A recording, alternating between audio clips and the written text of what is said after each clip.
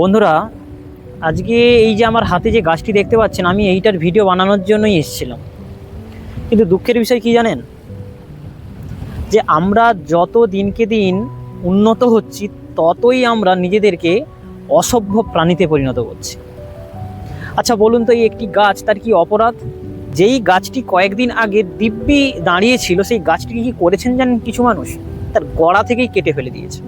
তো বন্ধুরা, এই গাছটির ভিডিও বানানোর জন্যই যখন আমি গাছটির গোড়ায় এলাম, তখন গাছটির এই অবস্থা দেখে না সত্যি মনটা খুব খারাপ লাগলো। জাস্ট কয়েকটা ডাল কুড়িয়ে এনেছি আপনাদের জন্য। তো কিছু দু চারটা তথ্য আপনাদের আমি দেবো এই গাছটি সম্পর্কে। আপনারা অনেকেই এই গাছটিকে চেনেন না। এই গাছটি প্রায় হারিয়েই যেতে বসছে। তো এই গাছটি কি, চলুন তার একটু বর্ণনা আপনাদের দিই। এটি মাইটার্সি পরিবারের একটি চিরসবুজ মাঝারি আকৃতির গুল্ম বা বৃক্ষ জাতীয় উদ্ভিদ।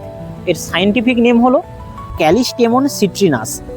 তবে আধুনিক উদ্ভিদ বিজ্ঞানীদের শ্রেণীবিন্যাস অনুযায়ী এটিকে মেলালুকা সিট্রিনা নামেও কিন্তু ডাকা হয়। এটি প্রধানত অস্ট্রেলিয়ার আদি বাসিন্দা হলেও এর যে ফুলটি ফোটে সেটি দেখতে অনেকটা বোতল বা কাঁচ পরিষ্কার করা ব্রাশের মতন বলেই কিন্তু এর নাম হয়েছে বোতল ব্রাশ। তবে আরও একটি মজার তথ্য আপনাদের দিই, এই গাছের পাতা হাতে ঘষলে কিছুটা লেবু পাতার মতন গন্ধ বের হয় বলে অনেকেই এটিকে লেমন বোতল ব্রাশও বলে থাকেন। বোতল ব্রাশের সবথেকে আকর্ষণীয় অংশ কি জানেন? এর ফুল। কিন্তু ফুলগুলো দেখলে অনেকেই সরু সরু পাবড়ির মতন দেখে বলে মনে করেন, কিন্তু এগুলো কোনো পাবড়িই নয়। তাহলে এগুলো কি?